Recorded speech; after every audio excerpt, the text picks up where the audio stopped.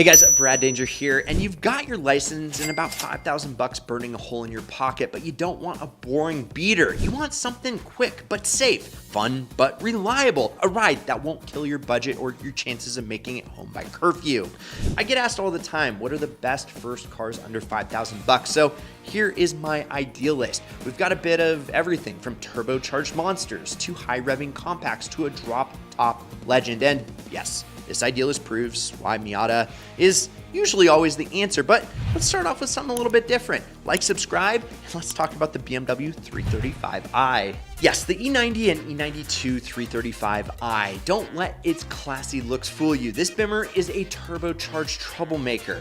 The 2007 to 10 335i packs a twin-turbo inline-six. It's the new 2J, essentially, called the N54, with about 300 horses on tap stock. It's a luxury sports car you can actually afford, and it is fast. A simple tune can push it to nearly 400 horsepower. Plus, the 335i looks classy and can be found as a coupe or a sedan, and even with all-wheel drive if you need winter traction. Of course, it is still a BMW. Maintenance can be pricey. The N54 has known issues, like fuel pumps, turbo wastegates, but you want to make sure that you look for one that has been cared for and get a pre-purchase inspection. It's going to throw a check engine light every once in a while, but that's just part of the fun BMW life. If you're handy with a wrench though, or you just want to learn via YouTube University, this car will reward you with huge performance potential. Just budget for repairs and always get a pre-purchase inspection, like I said. So why is this thing so great? Well, you're getting a car that can keep up with much more expensive sports cars wrapped in a BMW body for under $5,000. Yeah, it's going to be a bit of a project, but you're going to learn a ton about turbo engines and have a blast doing it, all while enjoying the Bavarian badge on the hood. And yes, high mileage 335i's have dipped into our budget range, which I've linked to the Auto Tempest link down below, so you can find all of these. And remember, go to winthisIdealCar.com to get entered to win your dream car plus cash. Next. Okay, let's talk about the Infiniti G35 sedan, the Nissan 350Z's mature older brother. Think of the Infiniti G35 as the Nissan 350Z in a suit. It shares the same 3.5-liter V6 and rear-wheel drive platform, but adds 2 extra seats, a nicer interior, and calmer handling. The 350Z is infamous for getting sideways and having one of the highest driver death rates. Young driver oversteer equals bad, whereas the G35 is more tame and practical. It's still plenty quick, around 300 horses, and you can get it in a sleek coupe or a sleeper looking sedan. Fun fact though, in Japan, the G35 is sold as the Nissan Skyline, so you're literally driving a modern Skyline. Just resist the urge to pretend that you're in Tokyo Drift at every stoplight.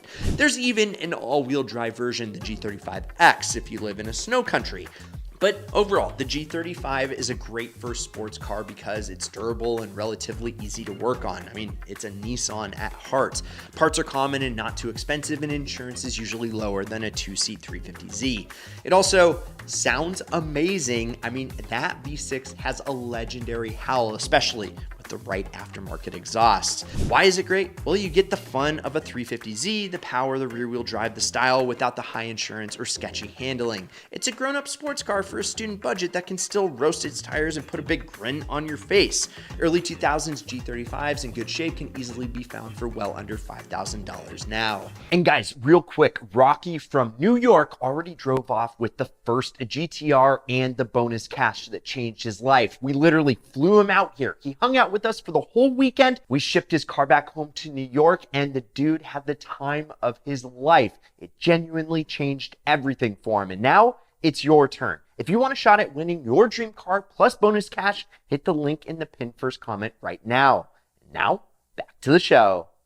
Okay, let's talk about the 8th gen Civic Si sedan, and it may look tame, but it might be my ideal pick on this list because it should definitely be at the top of your priority list. I mean, it has VTEC, baby. And also, if reliability is the top priority, but you still want some spice, the 2006 to 2011 Honda Civic Si is the perfect choice.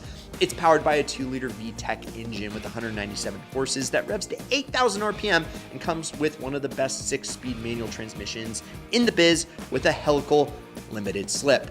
In plain English, that means it's super zippy, it's super fun, and it's kind of a little car that's easy to maneuver. Plus, you can thrash this thing on back roads and then drive to class without worry. Gas mileage is going to be good. Maintenance is going to be cheap. I mean, after all, it's a Honda, and the SI is civil enough to daily drive while still being a blast when you push it into that VTEC zone, baby. Sure, it's not turbocharged, so it's not as torquey as some rivals, but the SI's balance and rev-happy nature make up for it. Plus, it has a massive aftermarket scene if you want to modify it. Just keep it tasteful to avoid the loud Honda stigma. VTEC just kicked in, yo. Now, the Civic Si will also teach you the art of maintaining momentum and precision, skills that will make you a better driver.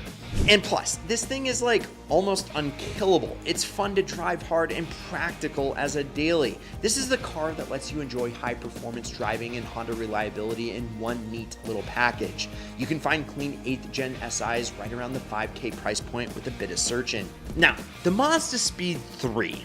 It's a practical hatchback until you stomp the gas and feel that boost. Take a regular Mazda 3, add a big turbo, and you get the Mazda Speed 3, a front-wheel drive hot hatch pushing 263 horses. This thing, it's seriously quick, 0 to 60 in about 5.5, and will plaster a grin on your face when the boost hits. It's also a 5-door hatch, so it's practical for hauling friends or gear. Insurance companies might not even realize it's a performance model. It's just a Mazda 3 on paper, which is a bonus for your wallet. The downsides, well, torque steer is real. The steering will fight you under hard acceleration, and stock turbos can wear out by roughly 60,000 miles. Make sure you find one that isn't blowing blue smoke, a sign of a tired turbo. If it is, you might use that to negotiate a lower price and then fix or upgrade the turbo later. Also, invest in good tires. All that power going through the front wheels means you need grip. Overall, the Speed 3 is fairly reliable. The engine itself is very strong, but like any older turbo car, it needs proper maintenance and mechanical sympathy.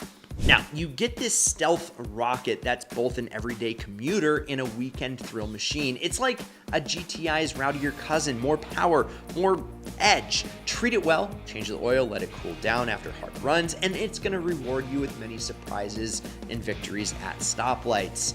First gen Mazda Speed 3s often show up in classifieds for around $5,000 or less nowadays. Just look hard and use that link down below. Now, the Mark V GTI mixes practicality with European style and punchy performance. Maybe JDM cars aren't your style and you want the European flair. Enter the Volkswagen GTI, the original hot hatch, one of my absolute favorites. For around $5,000, you can snag a 2006 to 2009 Mark V. It comes with a turbo 2-liter with 200 horses, a choice's 6-speed manual or quick DSG auto, which actually isn't that bad, and an interior that's a cut above the others, plaid seat inserts and solid build quality. The GTI is quick on its feet with a nice balance of comfort and sport. It's not as raw or potent as the Mazda Speed 3, but it's more refined and still plenty fun in the corners. One drive and you'll see why the GTI has such a loyal following around the world. I mean, the GTI basically invented the term hot hatch back in the 80s.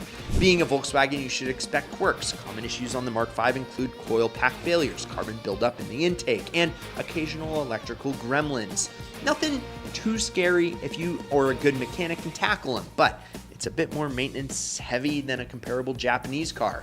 The upside is that you get a daily driver that feels special. It's quieter on the highway, the doors close with a solid thunk, and it just feels grown up. Now, the GTI is a jack of all trades. It's sporty when you want it, civilized when you need it. It's also got a huge aftermarket community, so you're gonna have a ton of support if you want to tweak it a little bit and make it your own. It's kind of the perfect blend of fun and practicality with a dash of Euro cool, and yes, those plaid seats are awesome. You can score a Mark V GTI in this price range. Just save some cash for maintenance and parts. Now, the NB Miata, it's just simple, lightweight, and a ton of fun.